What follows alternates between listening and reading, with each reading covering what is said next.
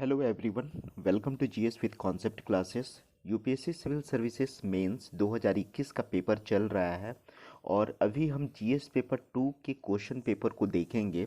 GS paper 1 के question को मैं अपलोड कर दिया था, जो कि फर्स्ट सिटिंग में आज ही के दिन हुआ था। और जो भी स्टूडेंट स्टेट सिविल सर्विसेज की तैयारी करते हैं, चाहे वो बीपीएससी करे, चाहे वो यूपीपीसीएस करे, चाहे एमपीपीसीएस करे, सबको ये वीडियो देखना चाहिए। चूँकि स्टेट सिविल सर्विसेज में यूपीएससी के क्वेश्चन को माइग्रेट करवाया जाता है, यहाँ की यानी कि वहाँ के क्वेश्चन को डायरेक्ट या इनडायरेक्ट तरीके से उठाया जाता है। इसलिए यूपीएससी के क्वेश्चन पेपर को देखना बहुत ज़रूरी है आप लोगों के लिए। चलिए, और अब हम लोग क्वेश्चन पेपर की तरफ आते हैं। फर्स्ट क्वेश्चन है कि संवैधानिक नैतिकता की जड़ संविधान में ही निहित है और इसके तात्विक फलकों पर आधारित है। संवैधानिक नैतिकता के सिद्धांत की प्रासंगिक न्यायिक निर्णयों की सहायता से विवेचना करें। ठीक है, क्वेश्चन बहुत एडवांस है। संवैधानिक नैतिकता की जड़ संविधान में ही निहित है और इसके तात्विक फलकों पर आधारित है। संवैधानिक नैतिकता के सिद्धांत की प्रासंगिक न्यायिक निर्णयों की सहायता से विवेचना करें। नेक्स्ट क्वेश्चन है, अभी हम लोग केवल क्वेश्चन को देख लेते हैं। विविधता, समता और समावेशिता सुनिश्चित करने के लिए उच्चतर न्यायपालिका में महिलाओं के प्रतिनिधित्व को बढ़ाने की वांछनीयता पर चर्चा कीजिए। ये क्वेश्चन तो बहुत ज़्यादा टफ नहीं है, ये क्वेश्चन इजी है। ठीक है, विविधता, समता और समावेशिता, ठीक है, को सुनिश्चित करने के लिए उच्चतर न्यायपालिका जो है, यानी सुप्रीम कोर्ट में भी महिलाओं का प्रतिनिधित्व को बढ़ाने की ज़रूरत है। तो बिल्कुल ज़रूरत है, इसको आप अच्छे तरीके से लिख सकते हैं।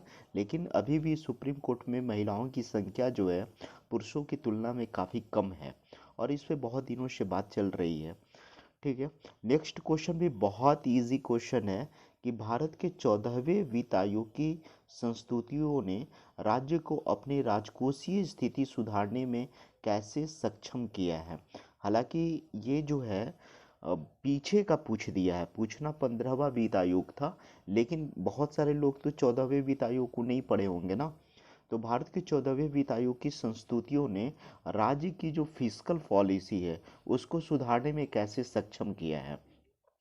ठीक है, नेक्स्ट क्वेश्चन है, आपकी दृष्टि में भारत में कार्यपालिका की जवाबदेही को सुनिश्चित करने में संसद कहाँ तक समर्थ है।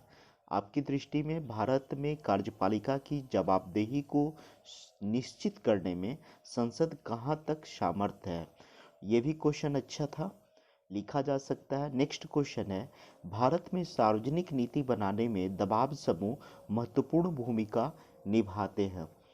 समझाइए कि व्यवसाय संघ सार्वजनिक नीतियों में किस प्रकार योगदान करते हैं। भारत में जो सार्वजनिक नीति बनाने में जो प्रेशर ग्रुप है उसका क्या इम्पोर्टेंट रोल है, और समझाएं कि व्यवसाय संघ सार्वजनिक नीतियों में किस प्रकार योगदान करते हैं। नेक्स्ट क्वेश्चन है, एक कल्याणकारी राज्य की नैतिक अनिवार्यता के अलावा एक कल्याणकारी राज्य की नैतिक अनिवार्यता के अलावा प्राथमिक स्वास्थ्य संरचना धारणीय विकास की आवश्यक पूर्व शर्त है। विश्लेषण कीजिए।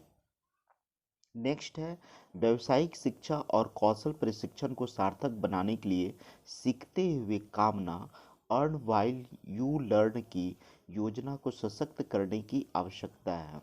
हाँ, ये क्वेश्चन थोड़ा सा टिपिकल क्वेश्चन है कि व्यावसायिक शिक्षा और कौशल प्रशिक्षण को सार्थक बनाने के लिए कमाना सीखते हुए कमाना अर्न वाइल यू लर्न की योजना को सशक्त करने की आवश्यकता है।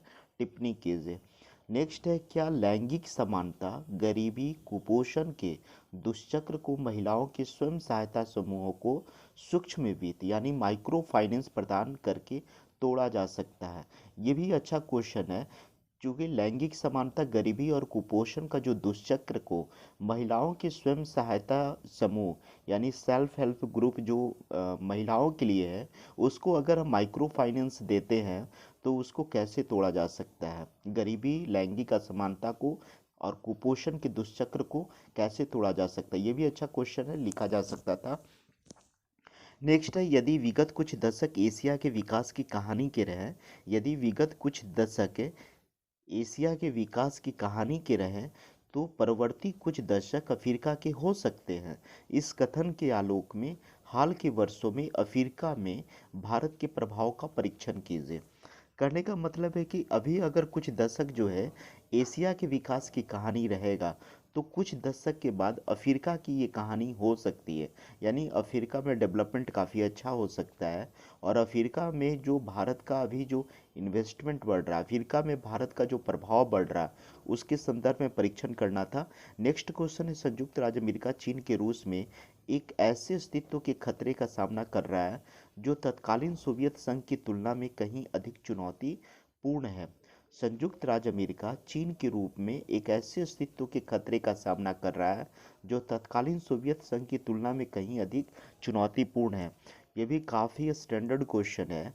ये कह रहा है कि जो चीन जो अभी वैश्विक स्तर पे काफ़ी पावरफुल कंट्री बन रहा है, ठीक है, काफ़ी पावरफुल कंट्री बन रहा है, तो अब संयुक्त राज्य अमेरिका को, यूएसए को, उसको कैसे बैलेंस करना चाहिए। और ये तो रसिया से भी ज़्यादा खतरनाक हो गया जो कभी पहले सोवियत संघ सुपर पावर हुआ करता था। नेक्स्ट है, एक राज्य विशेष के अंदर प्रथम सूचना रिपोर्ट दायर करने तथा जांच करने के केंद्रीय अन्वेषण ब्यूरो के क्षेत्राधिकार पे कई राज्य प्रश्न उठा रहे हैं। हालांकि सीबीआई जांच के लिए राज्यों द्वारा दी गई सहमति को रोकने की शक्ति अंत्यातिक नहीं है। भारत के संघीय ढांचे के विषय संदर्भ में विवेचना करें। ये भी क्वेश्चन ठीक है, कुछ ट्रेडिशनल है। यहाँ पे संघीय ढांचा को पॉइंट बनाते हुए आंसर को मेंशन करना था, उसमें सीबीआई का मेंशन करना था। ठीक है, सीबीआई की जांच के लिए राज्य को दी गई सहमति को रोकने के लिए की जो शक्ति है आत्यांतिक नहीं है। जैसे कि सीबीआई जाती है स्टेट गवर्नमेंट के अंडर में कोई भी इन्वेस्टिगेशन करने के लिए और स्टेट गवर्नमेंट रोक देती है तो वो कहीं ना कहीं संघीय ढांचे को प्रभावित करता है। आप उस चीज़ को देख लीजिएगा। नेक्स्ट है, यद्यपि मानवाधिकार आयोग ने भारत में मानवाधिकारों के संरक्षण में काफ़ी हद तक योगदान दिया, फिर भी वे ताकतवर तथा प्रभावशालियों के विरुद्ध अधिकार जताने में असफल रहे हैं। इसकी संरचनात्मक और व्यवहारिक सीमाओं का विश्लेषण करते हुए सुधारात्मक उपायों के सुझाव दीजिए। ठीक है, नेक्स्ट क्वेश्चन है कि संयुक्त राज्य अमेरिका और भारत के संविधानों में समता के अधिकार की धारणा की विशिष्ट विशेषताओं का विश्लेषण करें। संयुक्त राज्य अमेरिका और भारत के संविधानों में समता के अधिकार की धारणाओं की विशिष्ट विशेषताओं का विश्लेषण करें। नेक्स्ट है, उन संवैधानिक प्रावधानों को समझाइए जिसके अंतर्गत विधान परिषदें स्थापित होती है। उपयुक्त उदाहरणों के साथ विधान परिषदों के कार्य और वर्तमान स्थिति का मूल्यांकन करें। ठीक है, यहाँ पर जो है संयुक्त राज्य अमेरिका और भारत के संविधानों में, सॉरी, ये वाला जो क्वेश्चन है, संयुक्त राज्य अमेरिका और भारत के संविधान में समता के अधिकार की धारणा की विशिष्ट विशेषताओं का विश्लेषण कीजिए। नेक्स्ट है, उन ये तो हम लोगों ने पढ़ लिया है। और 15 नंबर पे आते हैं, क्या विभागों से संबंधित, ठीक है, क्या विभागों से संबंधित संसदीय स्थायी समितियां प्रशासन को अपने पैर की उंगलियों पर रखती है। क्या विभागों से संबंधित संसदीय स्थायी समितियां प्रशासन को अपने पैर की उंगलियों पर रखती है, संसदीय नियंत्रण के लिए सम्मान प्रदर्शन हेतु प्रेरित करती है। उपयुक्त उदाहरणों के साथ ऐसी समितियों के कार्यों का मूल्यांकन कीजिए। ठीक है, बहुत स्टैंडर्ड क्वेश्चन है। इसमें एग्जाम्पल भी देना है आप लोगों को कि संसदीय समितियां जो होती है, संसद की जो अस्थाई समितियां जो होती है, कैसे एडमिनिस्ट्रेशन को कंट्रोल करती है, ठीक है, और कैसे संसदीय नियंत्रण करती है। क्या ग्रामीण, नेक्स्ट क्वेश्चन है 16 नंबर, क्या ग्रामीण क्षेत्रों में विशेष रूप से डिजिटल निरक्षरता ने सूचना एवं प्रौद्योगिकी की अल्प उपलब्धता के साथ मिलकर सामाजिक आर्थिक विकास में बाधा उत्पन्न किया है। औचित्य सहित परीक्षण कीजिए। क्या ग्रामीण क्षेत्रों में विशेष रूप से डिजिटल निरक्षरता जो है, अभी भी डिजिटलाइजेशन नहीं हुआ ग्रामीण क्षेत्रों का ना, बहुत सारे लोग लैपटॉप कंप्यूटर नहीं चलाने जानते हैं। डिजिटल निरक्षरता ने सूचना एवं प्रौद्योगिकी की अल्प उपलब्धता के साथ मिलकर सामाजिक आर्थिक विकास में बाधा उत्पन्न किया है। बिल्कुल ग्रामीण क्षेत्रों में जो है अभी जो है डिजिटलाइजेशन नहीं होने के कारण वहाँ पे लोग अभी बहुत सारी सेवाओं का फ़ायदा नहीं ले पाते, जैसे ऑनलाइन एजुकेशन, हेल्थ सिस्टम, को समय पर नहीं यूज़ कर पाते हैं। नेक्स्ट है, यद्यपि स्वतंत्रतोत्तर भारत में महिलाओं ने विभिन्न क्षेत्रों में उत्कृष्ट हासिल किए, इसके बावजूद महिलाओं और नारीवादी आंदोलन के प्रति सामाजिक दृष्टिकोण पितृसत्तात्मक रहा। महिला शिक्षा और महिला सशक्तिकरण की योजनाओं के अतिरिक्त कौन से हस्तक्षेप इस परिवेश के परिवर्तन में सहायक हो सकते हैं? ठीक है, ये क्वेश्चन वुमेन एम्पावरमेंट से है कि स्वतंत्रता के बाद भी महिलाओं ने काफ़ी ज़्यादा डिफरेंट डिफरेंट फील्ड में अपनी उत्कृष्टता को साबित की है, लेकिन फिर भी अभी का भी हमारा जो समाज है वो पितृसत्तात्मकता है, तो हमारी जो धारणाएं हैं वो कैसे बदले। ठीक है, नेक्स्ट है, क्या नागरिक समाज और गैर सरकारी संगठन आम नागरिकों को लाभ प्रदान करने के लिए लोक सेवा प्रदायगी वैकल्पिक प्रतिमान प्रस्तुत कर सकते हैं? इस वैकल्पिक प्रतिमान की चुनौतियों की विवेचना कीजिए। अच्छा, ठीक है, नेक्स्ट क्वेश्चन है, एस सी ओ के लक्ष्य और उद्देश्यों का विश्लेषणात्मक परीक्षण कीजिए। भारत के लिए इसका क्या महत्व है? एसीओ ये तो सिंपल क्वेश्चन है। एसीओ के लक्ष्य एवं उद्देश्यों का विश्लेषणात्मक परीक्षण कीजिए। भारत के लिए एसीओ का क्या महत्व है? ठीक है, संधाई सहयोग संगठन है ना, एससीओ। नेक्स्ट क्वेश्चन है, भारत प्रशांत क्षेत्र में चीन की महत्वाकांक्षा की मुकाबला करना नई त्रिराष्ट्रीय साझेदारी ऑकोस का, ठीक है, एक तो क्वाड बना है, दूसरा ये भी बना है ऑकॉस, AUKUS का उद्देश्य क्या है? क्या इस क्षेत्र में मौजूदा साझेदारी का स्थान लेने जा रहा है? वर्तमान परिदृश्य में ऑकोस की शक्ति और प्रभाव की विवेचना करें।